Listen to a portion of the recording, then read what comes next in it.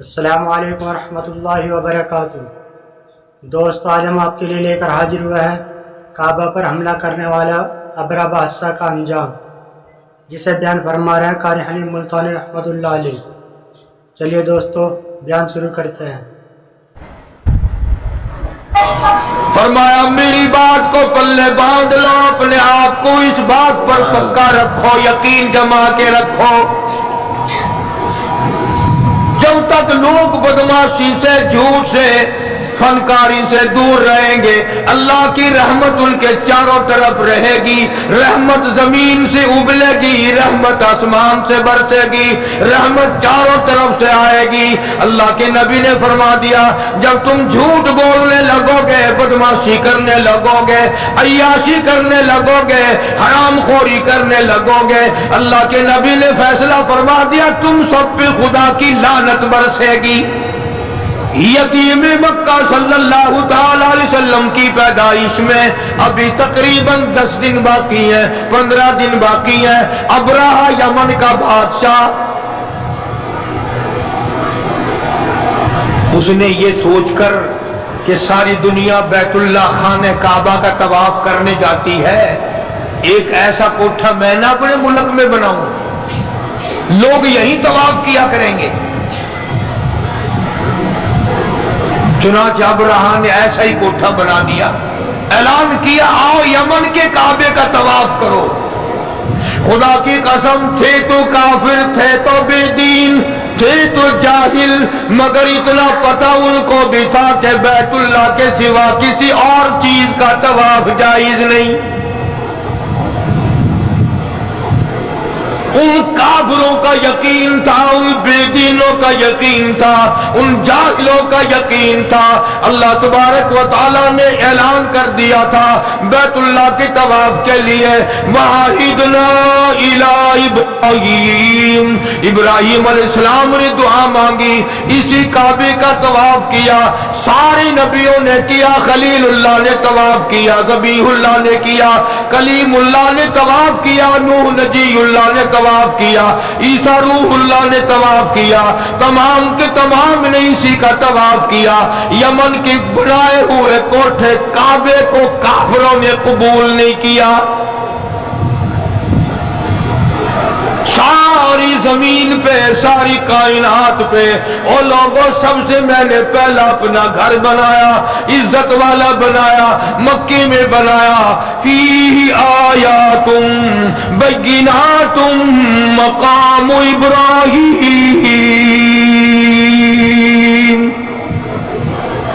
ابراہیم خلیل اللہ نے بنایا، اسماعیل ذبیح اللہ نے پتھر اٹھا اٹھا کر پکڑائے، سیدہ ہاجرہ جیسی مائی پانی لاتی ہے، حضرت سارہ جیسی روٹیاں پکا کے لاتی ہے۔ اور دنیا کے مسلمانوں، اور مسلمان پاکستان کے، ملتان کے مسلمانوں، ذرا کعبے کا مستری تو دیکھو، خلیل اللہ ہے، کعبے کا مزدور تو دیکھو، ذبیح اللہ ہے، بنانے والے کی گھر والی تو دیکھو، مزدور کی اماں سیدہ ہاجرہ تو دیکھو۔ اللہ نے قرآن میں جس کا ذکر فرمایا، ارے یہ کعبہ نبیوں نے بنایا، اللہ نے بنوایا، آج اگر تیرے جیسا میرے جیسا کوئی اور بنا بیٹھے، ہزاروں نہیں کروڑوں کعبے بنائے، خدا کی قسم وہ کعبہ طواف کے لائق نہیں ہو سکتا۔ یہ کعبے کی توہین ہے، بیت اللہ کی توہین ہے، اس بنانے والے مستری کی توہین ہے، اس بیت اللہ کے مزدور کی توہین ہے، اور پانی لانے والی ہاجرہ کی توہین ہے، روٹیاں پکا کر کے لانے والی سارہ کی توہین ہے۔ یمن کے بادشاہ نے کعبہ بنایا، لوگوں نے طواف کرنے کے بجائے پخانہ کر کر کے اس کا کوٹھا بھر دیا۔ دیکھا کیسے رد کیا۔ ابرہہ کو آگ لگ گئی، کہنے لگا جب تک اس کعبے کو میں گرا کے نہ ہوں، جب تک اس اللہ کے گھر کو منہدم نہ کر دوں، اس مکے والے خانہ کعبے کو ملیا میٹ نہ کر دوں، لوگ اس وقت تک میرے کعبے کو نہیں مانیں گے، میرے بنائے ہوئے کو نہیں مانیں گے۔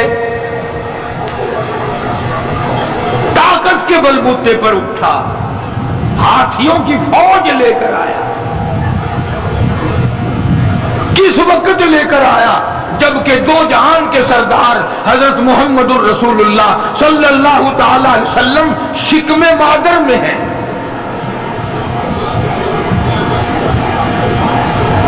ابرہہ نے آ کر کے عرفات کے قریب مزدلفہ کے بائیں طرف وادی محصر میں ڈیرا لگا دیا۔ عبد المطلب جو حضور کا دادا ہے، اس کے اونٹ وہاں چل رہے تھے۔ ابرہہ بادشاہ کے سپاہیوں نے سرکار دو عالم صلی اللہ علیہ وسلم کے دادا کے اونٹ پکڑ لیے۔ عبد المطلب کو پتا چلا وہاں مکے میں تو میرے اونٹ بادشاہ ایک آیا ہوا ہے، ہاتھیوں کی فوج ہے، بڑی طاقتور فوج ہے، اور وہ اونٹ پکڑ بیٹھا میرے اور کعبے کو گرانے آیا۔ عبد المطلب اس وقت بیت اللہ کے متولی تھے، انچارج تھے، تو یہ گئے اور ابرہہ سے ملاقات کی۔ وہ سمجھا شاید یہ کوئی کعبے کے بارے میں بات چیت کرنے آئے ہوں گے، کچھ لوگ کچھ دو کی بات کریں گے۔ چلو اور نہیں تو میں یوں ہی طے کراؤں گا، ایک سال تیرے کعبے کا طواف ہوگا، ایک سال میرے کعبے کا طواف ہوگا، ایک سال لوگ ادھر آئیں گے، ایک سال لوگ ادھر جائیں گے۔ عبد المطلب تشریف لائے اور ابرہہ سے ملاقات کر کے کہا کہ بھئی تیرے سپاہیوں نے میرے ناجائز اونٹ پکڑ لیے ہیں، میں اپنے اونٹ چھڑانے آیا ہوں۔ میں نے کہا کمال ہے، آپ کعبے کے متولی نہیں؟ کہ ہاں ہوں۔ کعبے کی چابیاں تمہارے پاس نہیں؟ کہ ہاں میرے پاس ہے۔ یہ کمال ہے تیری، کعبے کی بات نہیں کرتا، اونٹوں کی بات کرتا ہے۔ تجھے اپنے اونٹوں کی پڑ گئی، کعبے کی بات کر۔ ہاں کس طرح کرنا ہے؟ عبد المطلب نے جواب دے دیا، اونٹ میرا مال ہے، اس لیے میں چھڑانے کے لیے آیا ہوں، اور یہ تیرے دل میں غلط خیال ہے، کعبہ میرا نہیں، کعبے والا کوئی اور ہے۔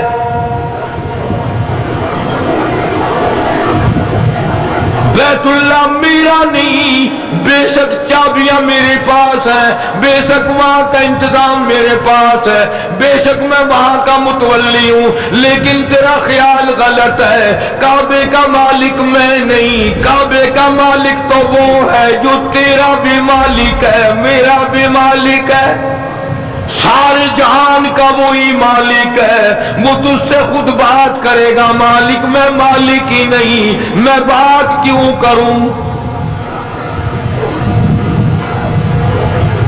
پھر اس نے کہا کہ جی انتظام تو آپ کے پاس ہے نا، جو بات کرنی ہے وہ اب بات کرے۔ عبد المطلب نے جواب دے دیا، فرمایا میں نہیں جانتا، کعبے والا جانے اور تو جانے، تیرے پاس ہاتھیوں کی فوج ہے، میرے پلے کچھ نہیں، وہ خود تیرا مقابلہ کرے گا۔ جب زیادہ مجبور کیا ابرہہ نے، عبد المطلب نے ایک ہی بات کہہ دی، اور ساری زمین کا مالک وہ، آسمان کا مالک وہ، سمندروں کا مالک وہ، دریاؤں کا مالک وہ، تیری فوج کا مالک وہ، میرا خالق و مالک وہ تجھ سے خود نہیں بڑھے گا، میرا کعبہ ہے ہی نہیں، مالک کائنات کا ہے، وہ خدا تجھے خود سنبھالے گا۔ ابرہہ سے اتنی بات کہہ دی حضرت عبد المطلب نے، اور اس کے بعد گھر گئے۔ پریشانی ہے الہی، میں کیا کروں؟ میرے پاس تو لشکر نہیں، میرے پاس تعداد نہیں، میرے پاس فوج نہیں، اس کے پاس تو ہاتھیوں والی فوج ہے، مگر اتنا تو کر سکتے تھے۔ اسی وقت عبد المطلب کی آنکھوں میں آنسو آ گئے اور فرمایا، اے بیٹی آمنہ، آمنہ چلو بیت اللہ میں چل کر دعا مانگے۔ عبد المطلب نے سیدہ آمنہ کو ساتھ لیا، مدنی کریم صلی اللہ تعالی علیہ وسلم پیٹ میں ہے، چلی جا رہی ہے اور کعبے میں لے گیا دادا اور ہاتھوں میں غلاف کعبہ پکڑا دیا۔ حضرت آمنہ کے ہاتھوں میں غلاف کعبہ ہے اور حضرت آمنہ دعا مانگ رہی ہے۔ حضرت سیدہ آمنہ کہتی ہے او مولا تیری مرضی، تو کریم ہے، تو رحیم ہے، تو خالق و مالک ہے۔ مولا ہم نے تو سنا تھا کہ اس گھر کو بسانے والا آنے والا ہے اور آج اس بیت اللہ کو ہاتھیوں کی فوج لے کر گرانے آیا دشمن۔ سیدہ آمنہ کی آنکھوں سے آنسو گر رہے ہیں، دعا مانگ رہی ہے اور تمہیں تو دعا بھی نہیں مانگنی آتی، لیکن یہاں بیٹھ کے نہیں کہتا ہوں میرے مولا میں سیاکار ہوں، گناہگار ہوں، تیرے در کا خطاوار ہوں، ہزاروں نہیں لاکھوں کروڑوں گناہوں میں ڈوبا ہوا ہوں، زمین کے ذرات سے زیادہ میرے گناہ، سمندر کے قطروں سے زیادہ میرے گناہ، زمین کے ذرات سے زیادہ میرے گناہ، درختوں کے پتوں سے زیادہ میرے گناہ، آسمان کے ستاروں سے زیادہ میرے گناہ، یہ سب کچھ ہے پر میرے مولا بتا میں جاؤں کہاں؟ دعا مانگی سیدہ آمنہ رضی اللہ تعالیٰ عنہ نے، سرکار کے دادے نے دعا مانگی، آواز آئی عبد المطلب جب تم نے میرا دروازہ کھٹکھٹا دیا، اور اگلی بات یاد کر کے لکھ کے لے جاؤ، کیا مزیدار بات ذہن میں آئی ہے، آواز آئی عبد المطلب تو دعا مانگتا بات اور تھی، سارا مکہ مانگتا بات اور تھی، سارے قریش والے دعا مانگتے بات اور تھی، آمنہ اکیلی دعا مانگتی بات اور تھی، میں تیری جھولی کیسے خالی لوٹاؤں؟ آمنہ پیٹ میں میرے محبوب کو لے کے آئی ہے صلی اللہ علیہ وسلم، اور فرمایا اب میں نے اتنا قبول کر لیا، لشکر کی حاجت نہیں، فوج کی ضرورت نہیں، قریش والے بھی جاؤ، سردار آرام کرو، مکے والے سو جاؤ،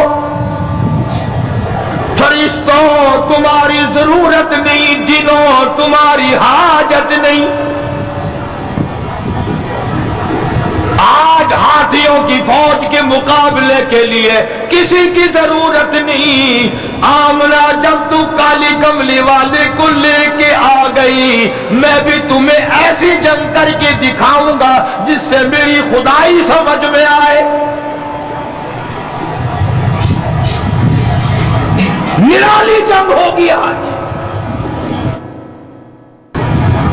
عبد المطلب نے جب یہ بات کہہ دی کہ کعبے والا کعبے کی بات کرے گا تو میں ہی کروں گا، جبریل ہٹ جا، اسرافیل ایک طرف ہو جا، میکائیل اپنی طاقت کو الگ رکھو، سارے فرشتوں ایک طرف ہٹ جاؤ، آج نرالی جنگ ہوگی۔ نرالی کیسے ہوگی؟ فرمایا ابرہہ کے ہاتھی لڑیں گے، میں خدا کی چڑیا لڑے گی۔ قرآن ہے، قرآن کہانیاں نہیں ہے، یہ ڈورے نہیں ہے۔ فرمایا میری خدائی تمہارے دماغ میں جب آئے گی، ایک طرف ہاتھی ہوں گے، ایک طرف تولے کی چڑیا ہوں گی، خدائی طاقت کا مقابلہ ہوگا۔ بس دیکھتے دیکھتے ابرہہ نے اپنی فوج کو چلنے کا حکم دیا، ہاتھی چلے، فوج چلی، اور آسمان کی طرف بادل سے دکھائی دیے، بادل سے دکھائی دیے، دیکھتے دیکھتے ہزاروں لاکھوں کروڑوں چڑیا جمع ہو گئی۔ جیسے فوج کو جب تک حکم نہیں ملتا اس وقت تک حملہ نہیں کرتی، بادل چھایا ہوا ہے، چڑیا گھوم رہی ہیں اور انتظار ہے کہ کب بٹن دبے گا۔ ادھر سے آواز آئی الم تر کیف فعل ربک باصحاب الفیل، الم فلم يجعل كيدهم في تضليل وأرسل عليهم طيرا أبابيل. چڑیوں بس آؤ. اب بتاؤ ذرا سی چونچ ہے، اتنی ننھی منی کنکرے پنجوں میں اٹھا رکھی ہے چڑیوں نے پنجوں میں ذرا سی کنکرے اٹھا رکھی ہیں. اب میں نہیں کہتا کسی جماعت کا فیصلہ نہیں، کسی پارٹی کا فیصلہ نہیں. قرآن کہتا ترمیہم بحجارۃ من سجیل، برسی کنکرے. قرآن کرتا ہے ایک کنکر 60 کا ہاتھیوں کے اندر سے گزرے. خدا جس کے ساتھ ہو پھر چاہے چڑیا کیوں نہ ہو. فجعلہم کعصف مأکول. قرآن کہتا ہے انہیں اس طرح ہاتھیوں کو چھلنی کر دیا. بادشاہوں کو خدا کون اس کا مقابلہ کرے. اکڑا نہ کرو، خدا جانے کیا ہو جائے گا. اس سے علاج دیکھو، جو عورتیں اس کے در پہ پڑی تھی، اس کی غلام بنی ہوئی تھی، انہی کے ہاتھوں کے سر میں جوتے مرواتے ہیں. اس پروردگار سے وہ بڑا بے نیاز ہے. اس لیے اللہ پاک جل شانہ فرماتے ہیں لوگوں میری ذات کا مقابلہ نہ کرو، میری صفات کا مقابلہ نہ کرو، میری ذات و صفات میں کسی کو شریک نہ بناؤ. میں اگر پکڑنے پہ آؤں گا تباہی پھر جائے گی.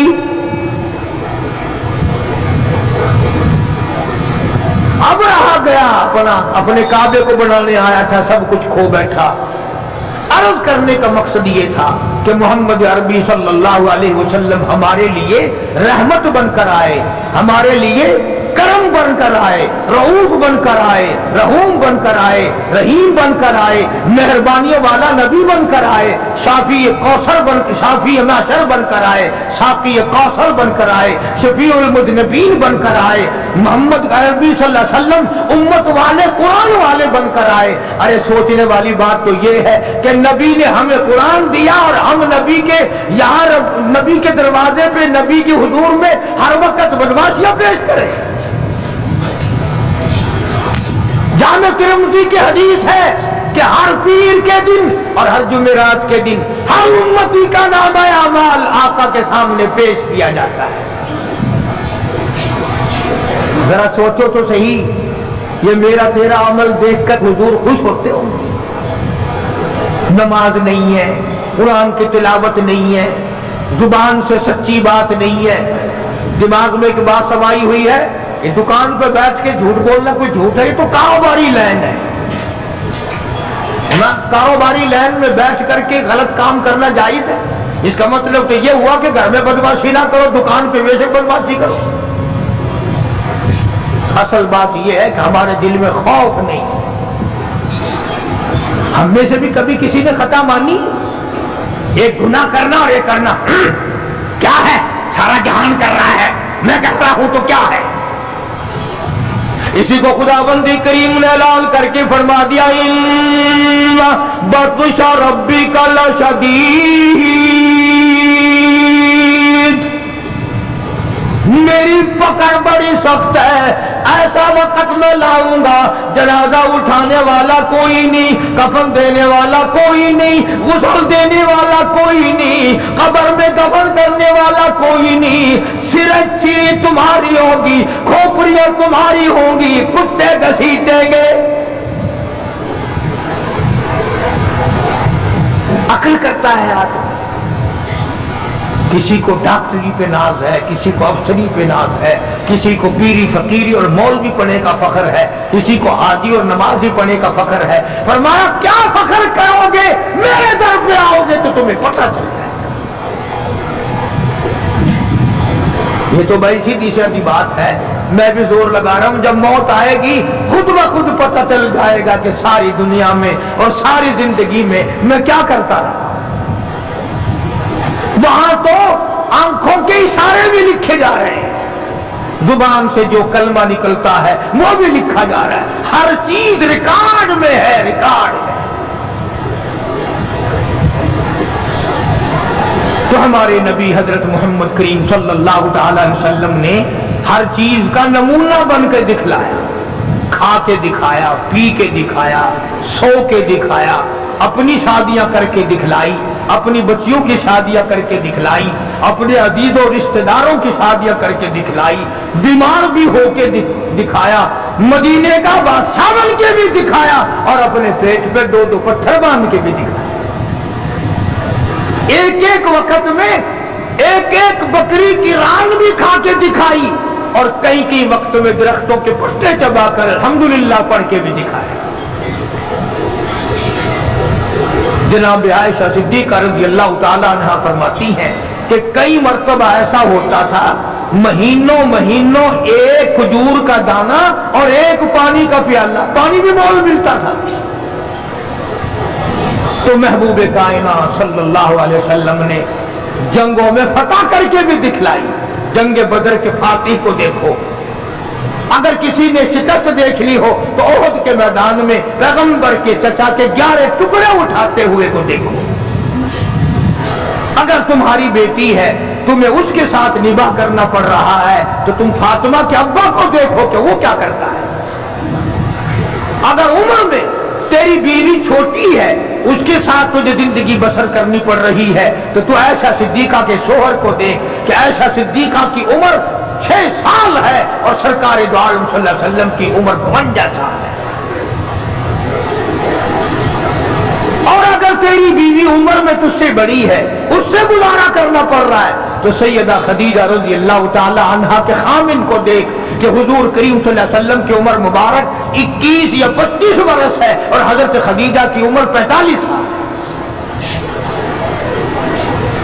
اگر تمہیں نواسے کے ساتھ نباہ کرنا پڑ رہا ہے، حسین کے نانا کو دیکھ۔ اگر تجھے اپنے داماد کے ساتھ نباہ کرنا پڑتا ہے، علی مرتضی اور عثمان کے سسر کو دیکھ۔ اور اگر تجھے اپنے سوہرے کے ساتھ نباہ کرنا پڑتا ہے تو پیغمبر خدا صلی اللہ تعالی علیہ وسلم کے ابو بکر صدیق سسر کو دیکھ۔ کون سی چیز ہے جو میرے آقا کی سیرت میں تجھے نہیں ملتی؟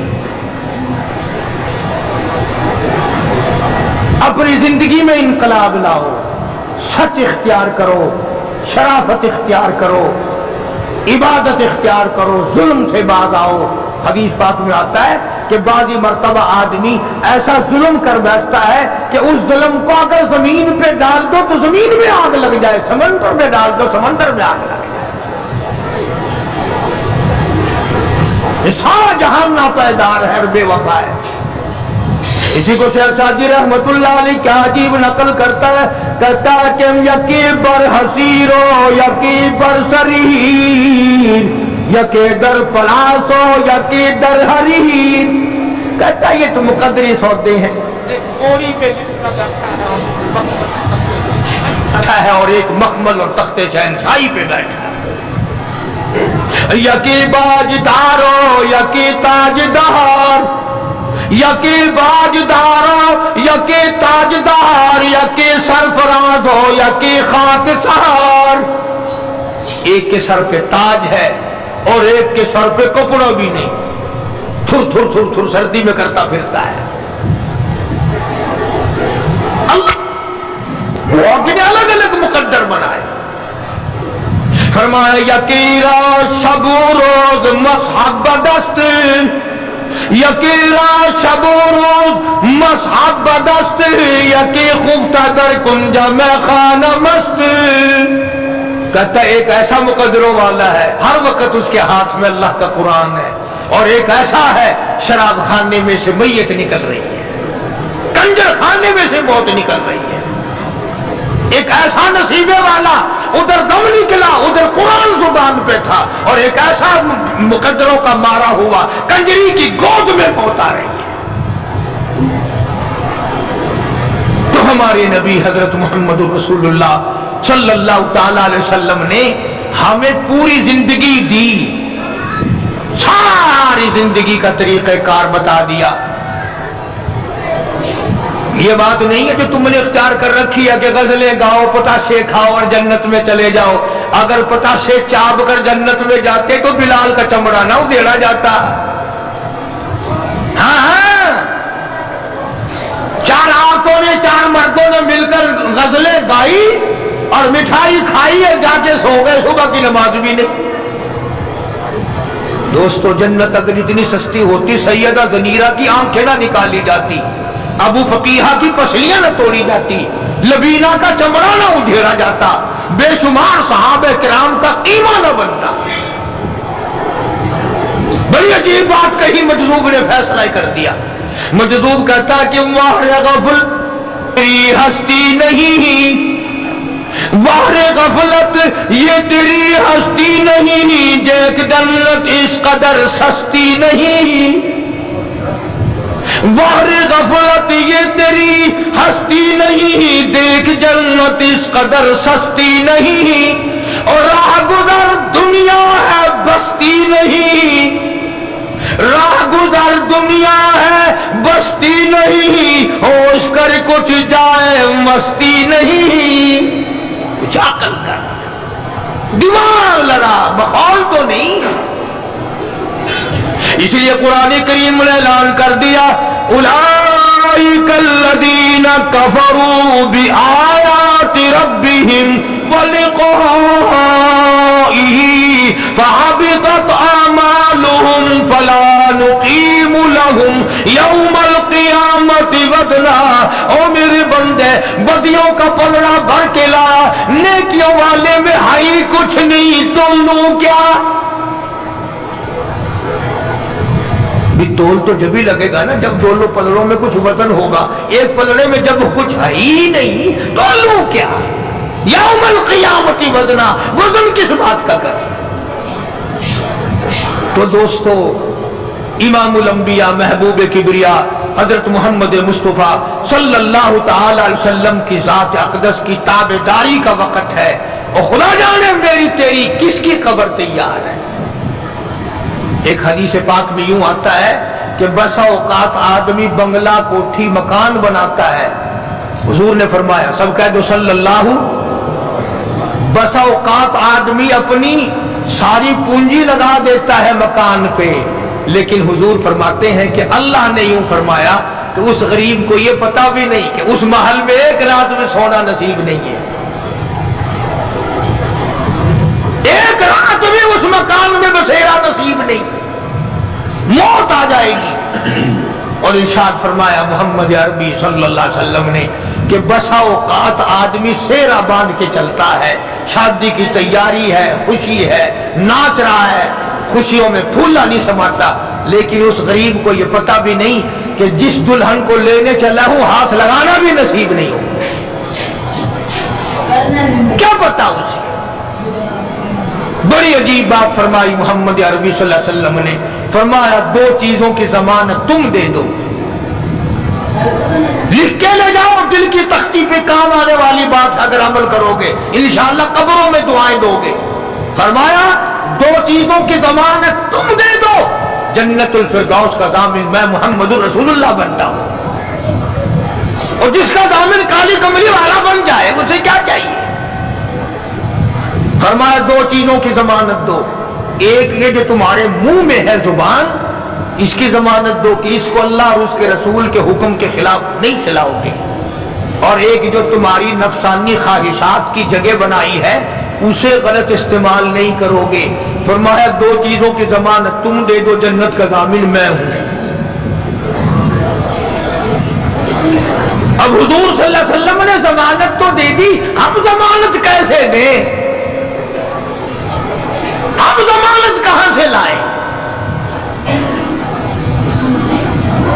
یوں ہی اگر پچھلے ٹانگے میں برقع نظر آ جائے نا، ایسے مڑ مڑ کے دیکھتے ہیں جیسے ان کا سونا گر پڑا اس نے، یہ ضمانت پکی ہو رہی ہے، پہلے عبوری تھی کنفرم ہو رہی ہے، کیا بدماشی کرنا، چٹی داڑھی، کیا دیکھ رہے ہو، کیا کرو گے دیکھ کر ان کو، یہ تو بھیڑ بکریاں ہیں۔ اسی لیے خدا کے قرآن نے فیصلہ کر دیا کہ جب لوگ बदमाश हो जाएंगे, दिल हराम सोचेगा, आंख हराम देखेगी, हाथ हराम चलेगा, कान हराम सुनेंगे। अल्लाह फरमाते हैं फिर मैं भी ठोक के फैसले करूंगा, फिर ठोक का फैसला है। इधर समाउन शक़्क़त, आसमान फट पड़ेगा, जमीन चीरकर करोड़ों आदमियों को अंदर लुकमा बनाकर ले जाएगी। इसलिए इस्तिग़फ़ार करो, तौबा करो। मोहम्मद अरबी सल्लल्लाहु अलैहि वसल्लम की सीरत का खुलासा ये है कि कुरान पे अमल किया जाए, दुरूद शरीफ की कसरत की जाए। अल्लाह पाक मुझे और आपको अमल की तौफीक अता फरमाए। व आखिरु दावाना अल्हम्दुलिल्लाहि रब्बिल आलमीन। दोस्तों, आज का बयान पसंद आया तो लाइक करें, वीडियो को शेयर करें और हमारा चैनल सब्सक्राइब करें। कल फिर मिलते हैं एक और बयान के साथ। कल तक के लिए अल्लाह हाफ़िज़।